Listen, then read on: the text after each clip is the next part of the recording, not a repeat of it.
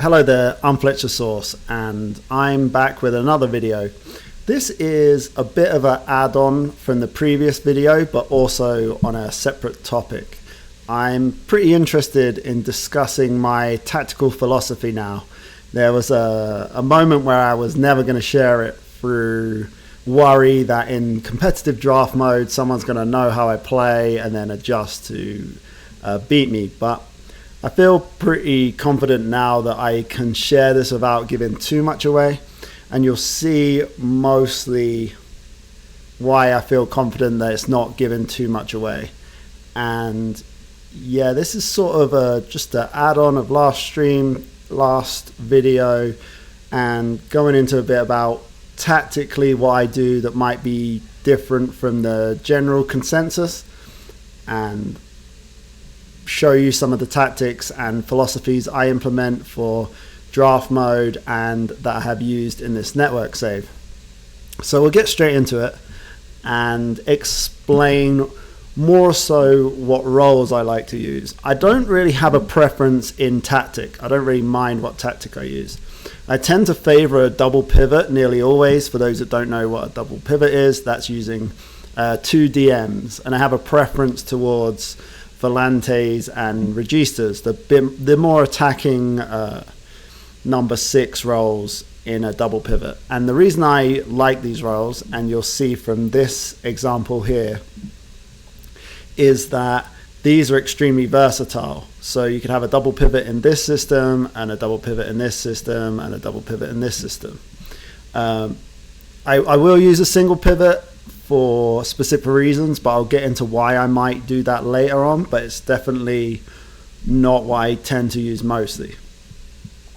I like the wingback on support role, and the reason I like these roles is because if we look at tactical familiarity here and we move this player up and move this player up, we only lose a little bit of tactical familiarity. Same story with the inverted winger and the winger, we only lose slight tactical familiarity.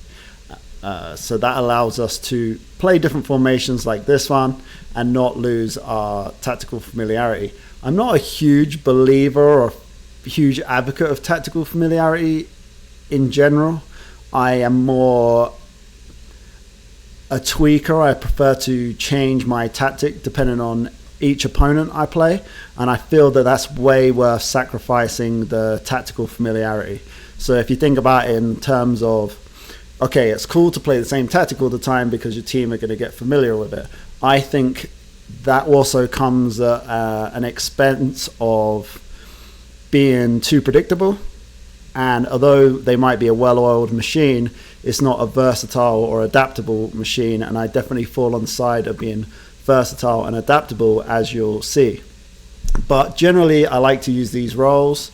I like to play on attacking mentality for the most part, unless I have a good reason not to. I tend to slow down at the end of games and try and lock up results, especially like to rest players if I'm leading by a couple of goals. Always like a high press. No matter who my opponent is, I always prefer a high line high press, which means I'll need quick defenders, and I always like to press up high and force players to go long, which means I also need tall centre backs and fast defenders to achieve that. But far less interesting than my own tactic. I feel the interesting part is adapting to each of the opponents and what I will change specifically for what reason. So we play basically every formation. I don't have anything against a particular formation, but I like to use formations for certain reasons and to target particular strengths and weaknesses. So I think we'll just jump into an example, and this is where I spend most of my time. This is where I spend most of my time in the opposition instructions. And if we look at this team and we look to try and identify strengths and weaknesses and what we might exploit, we'll check out some players here and see, for example, first thing I'll look at is the defenders. And let's start with the centre backs, and we can see a clear weakness in this particular player. He's not very good on the ball with 5 first touch. and he's not particularly tall with 10 jumping reach, and he's only 6 foot. Same story with this defender, only 6 foot, better jumping reach this time, better first touch, and if there was a defender of the two I'd want to press, it would be more so this one. I'll explain why in a second, and that might sound counterintuitive because mostly you'd think you'd want to press the weaker player. So if we look at the fullbacks, and we have this fullback here who doesn't look like he poses much attacking threat without speed or crossing or dangerous attacking attributes, and we look at this defender, for example, who has good amount of pace, some passing, probably some crossing, going to be more dangerous offensively. So how would I look to combat this situation? Well, against this particular team is quite different to what I would do generally, but I'll explain this one as an example. As soon as I see one dangerous fullback, I look at the defensive midfielders, and for example, this guy has no vision and isn't particularly deadly dribbling, a little bit of pace and some strength and stuff. And then we look at this guy who has a little bit of vision, but not the most deadly of defensive midfielders. Not defensive midfielders are really, really going to hurt you when they're on the ball. So if we look at this tactical board, we love a tactical board, and we look at examples of what we might do. Now, have identified that the right back is the more dangerous of the two, and then the left back is not so dangerous. I would be completely happy with vacating this left back entirely in the hopes that the ball would be funneled to him from goal kicks or just play in general. And this player would be the player that spends the most time on the ball. And the reason I would do that is because I want to make sure that the number 2, the right fullback, doesn't spend the majority of the time on the ball because he's more dangerous, he can hurt us, he's got speed. And then with the other attacking threats, let's move on to that before the defensive midfielders. So we look at the striker, good finishing, tall, fast, good at dribbling. I would make sure that I would always have a 2v1. So this is a 2v1 here. I would always make sure that I've got 2 centre-backs on this guy, make sure that I've got tall enough and quick enough centre-backs that are actually capable of defending him. If I don't, that's tough luck for me. And I would make sure that I always had this 2v1, not the sort of striker I'd want to be man for man against. And then that leaves us with their number 10, who's extremely dangerous too. 14 finishing, 14 first touch, technique, pace. Player that can really hurt us. Going to make sure that I have the 2v1 here, which is why, because we're doubled up in these areas, is a reason that I would definitely want to at least vacate a position, at least give up superiority somewhere.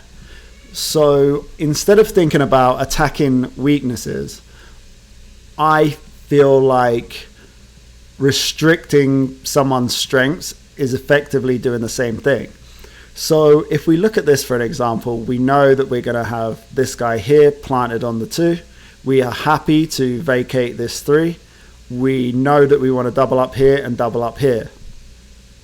And we can also happily press the DMs with our attacking midfielders and block off passes to the centre. There will be times I would want to block off the passes to the centre using, say, a 4-4-2. But in this instance, I'm more than happy to funnel the ball to the left to a player I don't find dangerous. The next thing I'll do is look at wingers. So I'll see that this guy is not the fastest, most dangerous winger, and this guy is an extremely quick and dangerous winger. So what I will do to combat that is make sure that my his dangerous fullback is against my quickest defender. So I'll make sure that this guy can match him up for pace.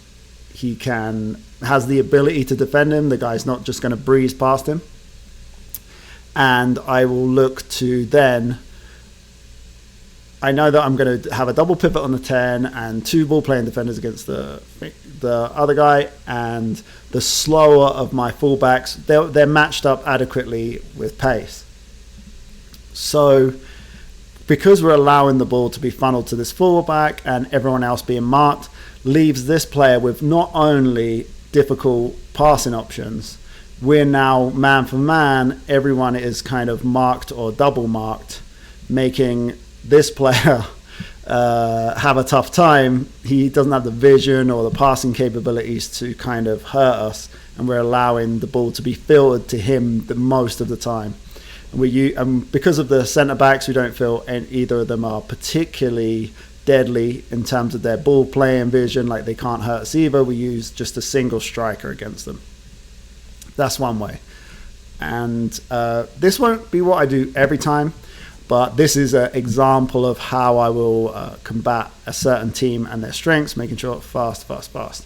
And then when we look at this example of centre backs who are not particularly tall, and we do have an extremely tall 6'3" striker, what I would then, first thing I would do is go to float crosses and not pass into space, something like this. And as you can see, every single one of my players is personalized. All the player instructions will be adjusted to suit each player and how they play. Let me give you an example for this guy who is now going to play on the right. We may want him to tuck in narrower or maybe not be wider, as the inside forward's going to cut inside. He's right-footed, so we will have him run wide with the ball. We want him to cross from the byline and cross more often because he's got good crossing, but he doesn't have great dribbling, so we're not going to encourage him to dribble more or take more risks. And we can aim crosses at, let's say, the far post, because we've got a tall striker and we're going to float crosses in the back post and do something like that. Whereas the left fullback now will erase all the instructions, and he's right-footed. We'll get him to sit narrower, tackle harder, cut inside with the ball. He is a better dribbler, so we'll have dribble more. He is good at passing, so we'll get him to take more risks, and byline and cross more often because he's good at these things. Far post again, aiming to capitalize on the fact that the centre backs are not that small. But all of the instructions will be specified for this type of thing. Now, this is an example against a very good 4-2-3-1 that's solid, and we've identified personnel weaknesses rather than shape weaknesses, and we're looking to take advantage of that.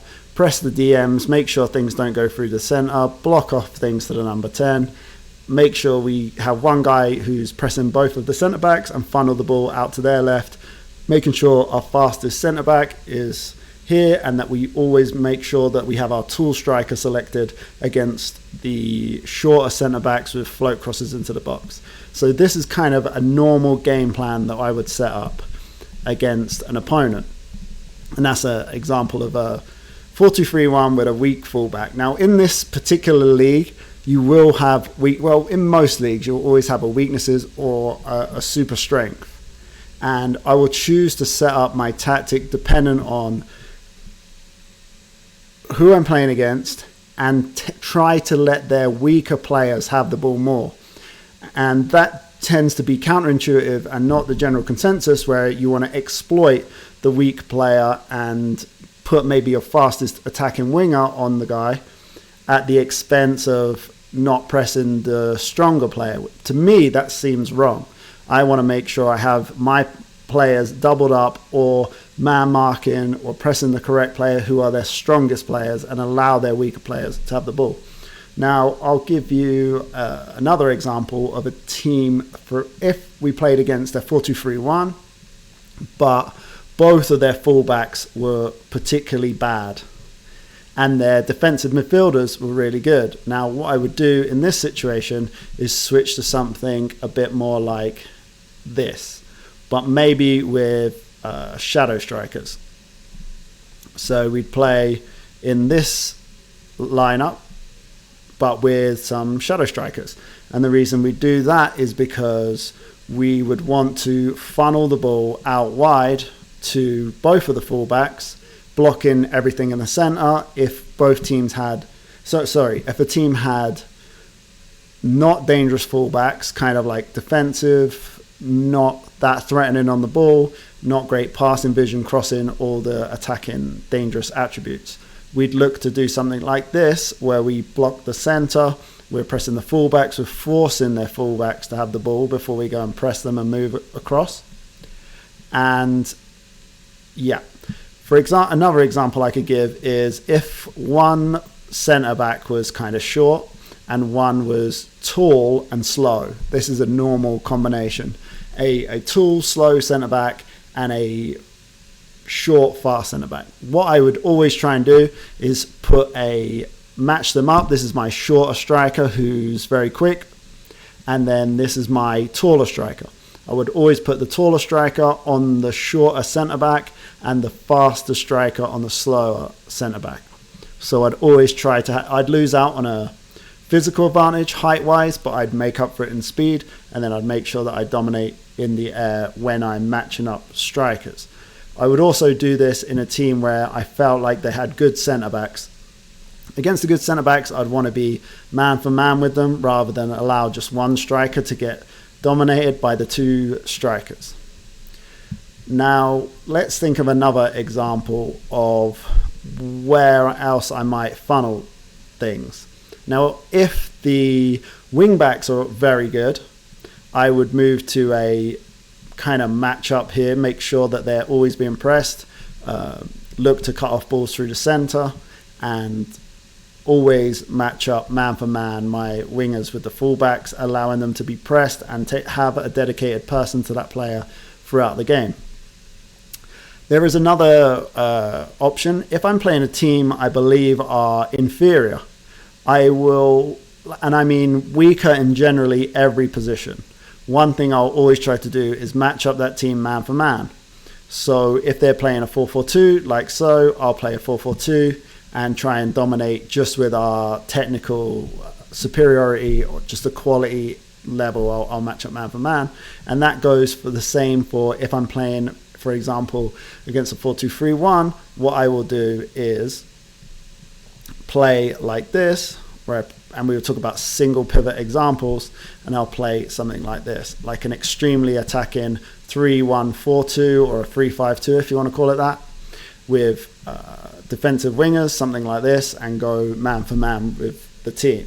If they play back 4-2-3-1 or 4-3-3, if they played a 4-3-3 for example, and I thought I was a far superior team, I would want to match them up like so and go man for man press. I feel like their whole team, nothing's particular special, they don't have any huge amount of strengths. I would look to match them up. However, if a team does have a lot of strengths and at least some good positive qualities, I'll give an example. When I play in the Champions League, I'll be playing against teams that are far superior to me, and they'll have two strikers who will be amazing top level strikers, and I'll feel like this will be quite a mismatch.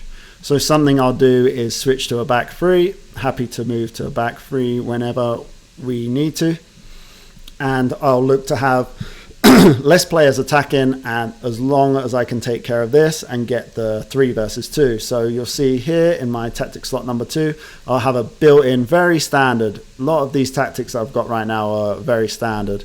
You could say this one's not standard, but really it is a 4-2-3-1. It's just a offset choosing to funnel the ball, but generally it's just a 4-2-3-1. Nothing too special about the roles. I mean, a regista's kind of interesting. Wide target forward's interesting, but mostly quite basic in terms of wing back on support. Tend to not mess with the roles too much, but I do mess with the positions of the roles a lot. So if we're against a far superior team and we choose to play 3 at the back because they have 2 good strikers, we want to make sure that we have superiority here. Now, if they have 2 good strikers and 2 amazing DMs, which might tend to happen, especially if a team sets up in a 4-4-2. Often teams will have great pivots like this. I may have to sacrifice being able to press the fullbacks and have to switch to a bit more of a defensive 4-2-3-1 so I can have superiority here as well.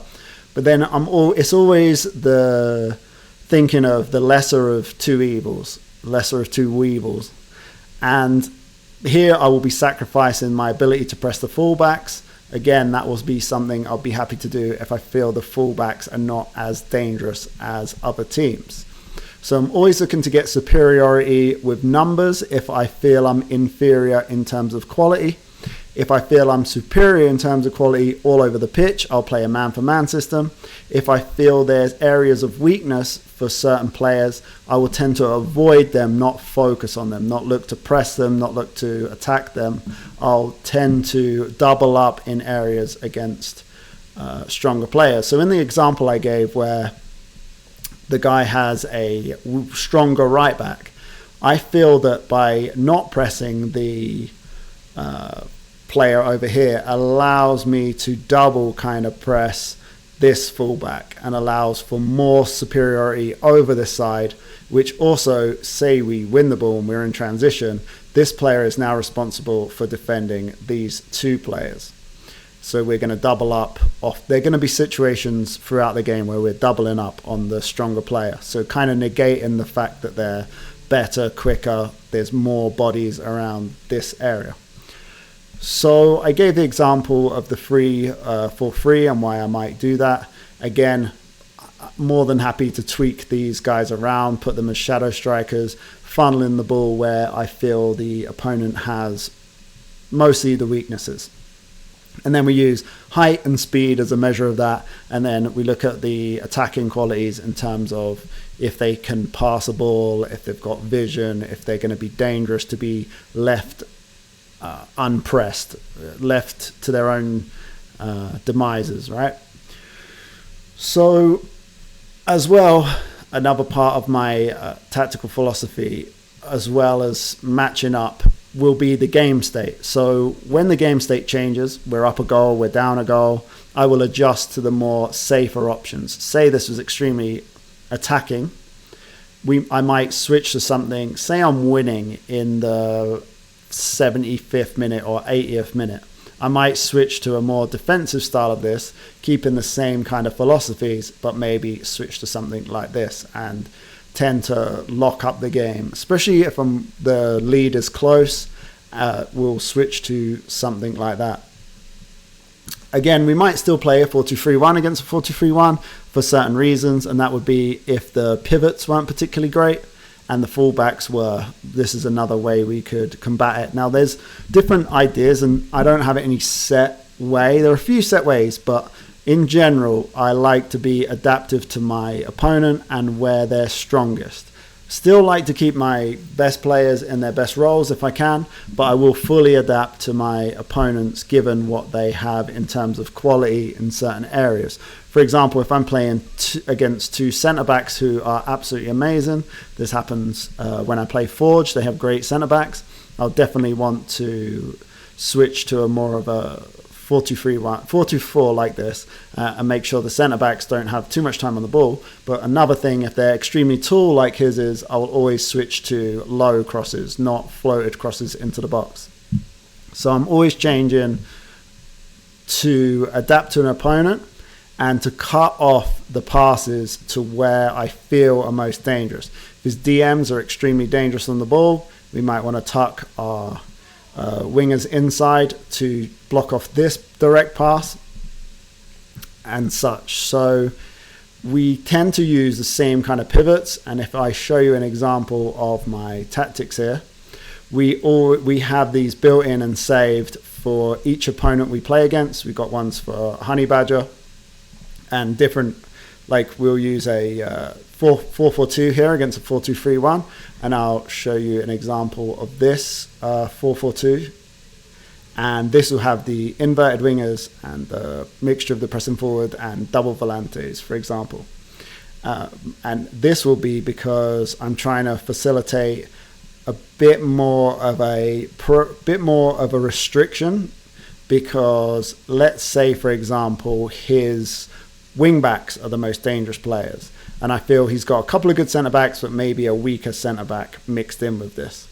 I will try to make sure that I always have these inverted wingers, not inside forwards. Inside forwards are a bit too high to defend these wing backs in build up, and there's a lot of space to just go long or find the wing back. So I like to make sure these wing backs are here perched on our wingers are here perched back this side of the goal against the wing back so they can track back and deal with them.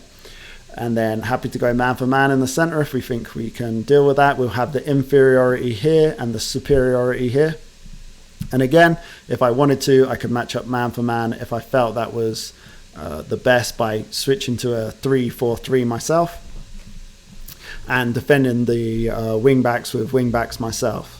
So easily adjustable to do this. We would switch like this, move our threes, for example, like that, drop our 10, and then we'd match them up man for man effectively.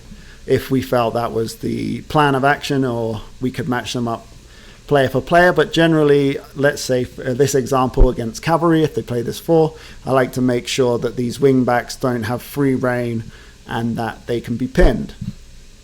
Opposite to that, if their wing backs were not great, and I thought that we had an advantage by allowing the wing backs to get the ball, if I felt that they weren't as dangerous, again we could switch to this 4-2-2-2-2 and 4-2-2-2-2 and allow their fullbacks to have the ball. It's probably not going to be the case that often, but it does happen. If you have a backup right wing back who isn't great, I might want that player to be on the ball.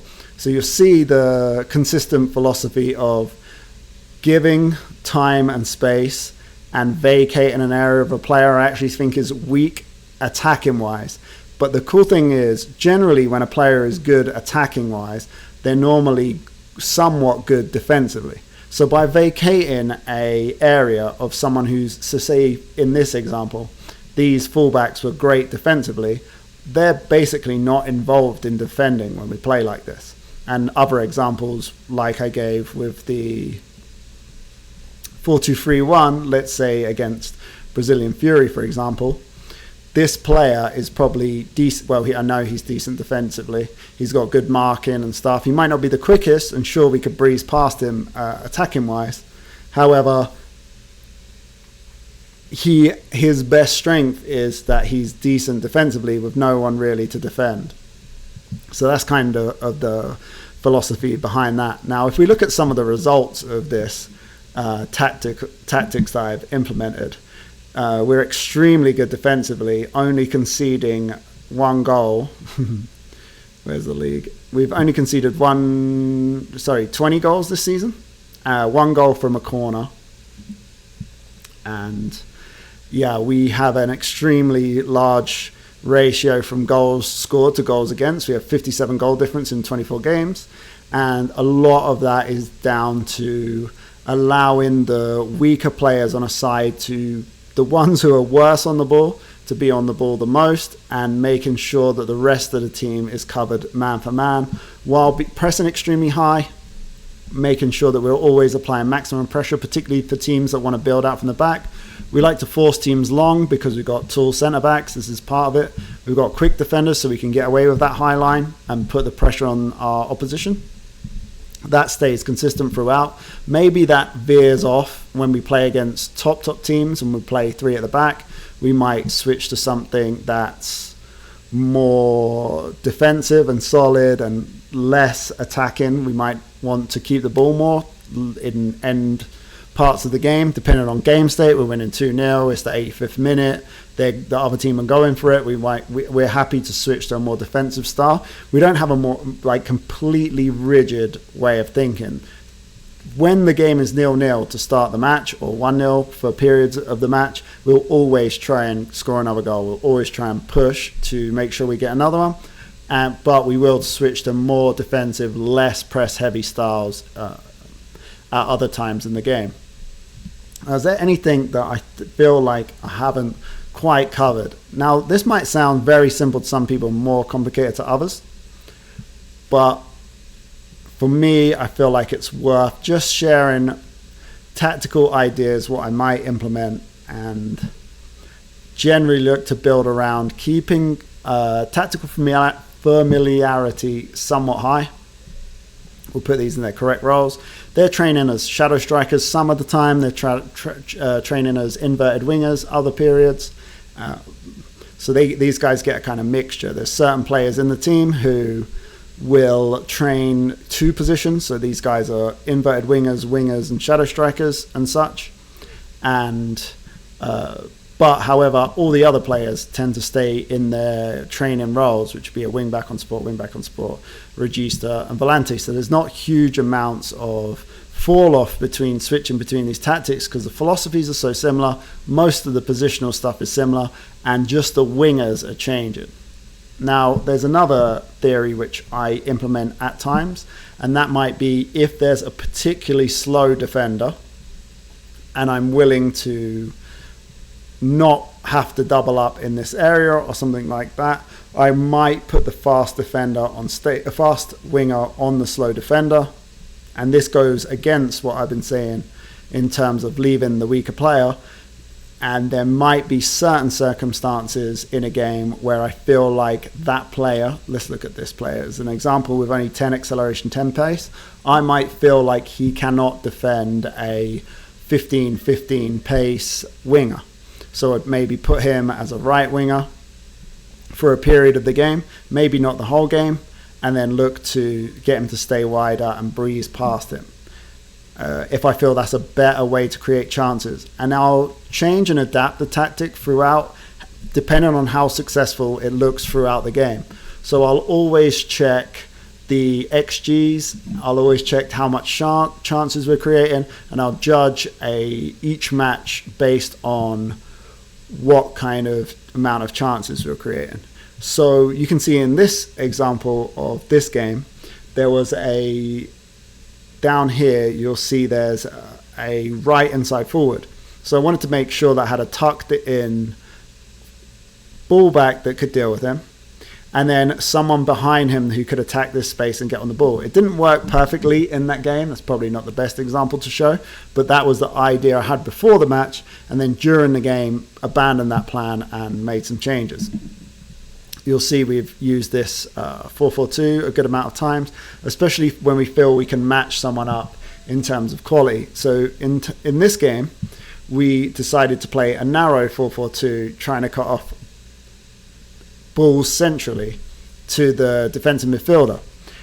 However, that defensive midfielder had a terrible game, but the fullback had a great game because he was unable to get pressed. He didn't have the annoyance of having someone permanently around him and pressing him.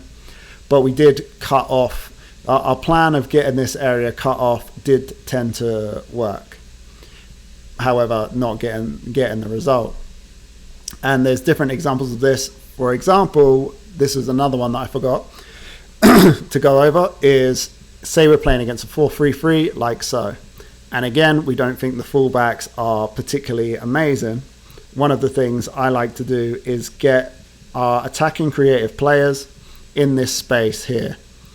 So they would be found here. We'll have a 4 versus 3 superiority here, and then we'll have these guys tucked in space in between the fullback and the DM, making it extremely hard for the opposition to defend. When this player receives the ball, there's so many attacking options for this player at the expense of giving up the fullbacks. I'll do this against a 4-2-3-1 single pivot as well. Now, if this pivot is incredible, we might want to switch to something like this.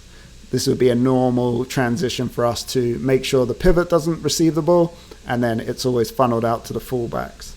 So yeah, I'm pretty sure that I explained everything. If there's any questions you want to ask tactically, or how you want to implement this, or stuff maybe you're worried about too much changes, couple of things that I don't believe in is I don't think tactical familiarity is that important, even though I do a lot to negate the decrease of tactical familiarity. I just do it because I prefer these things to be high. However, I haven't seen huge amounts of evidence of that being great. I've seen a little evidence of tactical familiarity being bad in terms of your teams work you out and your tactic isn't great against other people. And the reason I like to change my tactic all the time is because it keeps people guessing. I have a clear plan before each game and what I'm trying to achieve. And then if that plan doesn't work or it doesn't look great, I'll adjust it and change certain things. So if we're, for example, like I said, we were choosing to leave this fullback alone, and then I was like, actually, this fullback needs to get someone rushing him. I might switch to something like this and go for it for a period of the game And there'll be 10s and 20 minutes of periods where I might just completely switch my tactic just to mix things up. If I see something not working, I will not leave my tactic and let it run if it doesn't look great and it's not working. And I'm more than happy to change to a more defensive if there's a good reason for it. I don't believe in just gung-ho trying to win 5-0 every game. If we're up 3-0, 75 minutes, I might as well try and lock up the game. And that comes with a bit of a warning. I'm not trying to completely slow down the game, just slight tweaks to make it a bit more solid, a bit less vulnerable, and things like that. Yeah. Also, personnel changes to combat specific people, like tall striker versus short centre-back, fast striker versus slow centre-back, fast winger versus slow full-back, good defensive.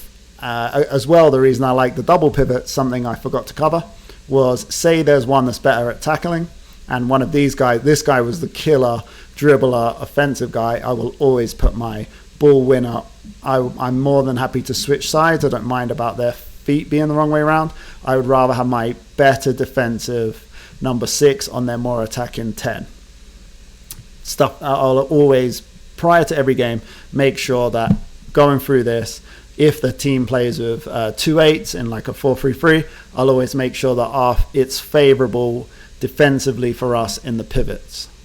And this is where I spend most of the time, in the tactical instructions and making plans and plotting them out in the tactical board, and then adapting that into the tactics in terms of their positions, and then personalize each of their instructions. For example, I'll just go over a quick one. This may seem kind of basic, but this would be a winger on support.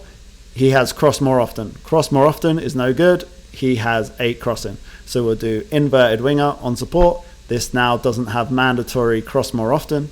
We'll get him to cross less often and take more risks and dribble more and cut inside with the ball. And then depending on what we're trying to achieve, sit wider or sit narrower. And then that, for example. But we'll always use tactical instructions based on the players we have available and what they're great at. For example, this striker, non-existent marking, tackling, little bit of work rate, but decent dribbling. He'll always be on dribble more. And if we look for a different type of profile striker in our squad, let's say a Toy will come in as a complete forward because he has hold up the ball, dribble more, and that is great because he has 13 strength, he's 6'3", and he can dribble. So complete forward accommodates him in terms of what he's good at. So even though some roles are better than others, and I believe that ball playing defenders, sweeper keepers, volantes, advanced forwards are the superior roles that we use, I also make sure that each player is tailored to their specific strengths. For example, this winger here, he actually has good crossing. 12 crossings reasonable for this division. So cross more often is not going to be an issue. Happy with him to stay wide up. He has both feet, so he doesn't need to run wide or cut inside. He can use both feet. He can choose whether he comes inside or goes outside. So those are kind of individual instructions. Mark tighter because he's good at marking. 8 marking's pretty decent for a striker. You could argue Phil Saint with 7 marking's not too bad. And this guy will camp on a centre back. And again, if we wanted this guy to mark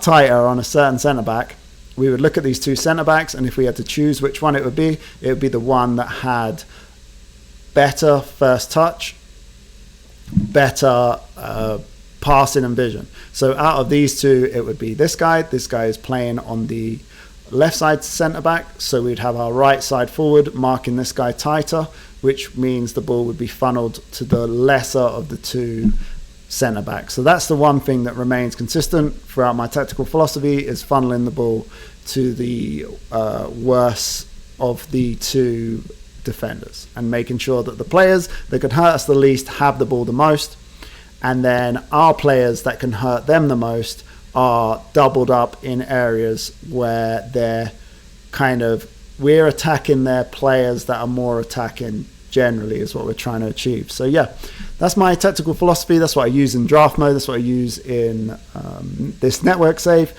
and I would implore you to use similar things when you play Football Manager, as it's not as boring as just running a tactic like you're doing a tactic sim, and it gives you reason to think and really play the game and look into ideas, and when they come off and when it works great, when you come up with great ideas, great tactics, like us going man for man, for example, in this game worked out really well for us. Us deciding to drop the 10s in between the DM worked out great in this game. And there'll be times that it doesn't work as great as you'd like. I mean, this game we did dominate XG wise, and you'll want to adjust and change in the game. But having that ability to change your tactic from game to game and have a plan and an idea will feel so more satisfying for each game you play, rather than basically setting up just for you and your strengths. You're wanting to capitalize on your opponent's weaknesses, and that's what a tactic is, in my opinion. A formation is kind of your shape and what you deal with, but your tactic is part of your strategy and philosophy of what you're trying to achieve too. So yeah, I highly recommend doing that in Football Manager. It's going to make your save much more fun. And yeah, I hope you enjoyed me going over my tactical philosophy and my ideas of what I like to implement. For example, this is a game you can't see because my face is in the way. This was the offset 4-2-3-1 with a wide winger, and this was to capitalize on the defensive left back that he has here, and to make sure that I leave this defensive left back alone and target the other side, the bit more attacking fullback of the two. And it worked out really well. This guy had a terrible game, had to spend too much time on the ball, more than he would like, I'm sure, and ended up securing a decent win. So yeah, thank you for watching, and yeah, I'll be back probably to next video will probably be about my tactics that I use specifically in draft mode, and what type of players I recruit and why, and how I set up to play every possible tactic so I'm extremely hard to play against and hard to beat. Thanks for watching. Bye.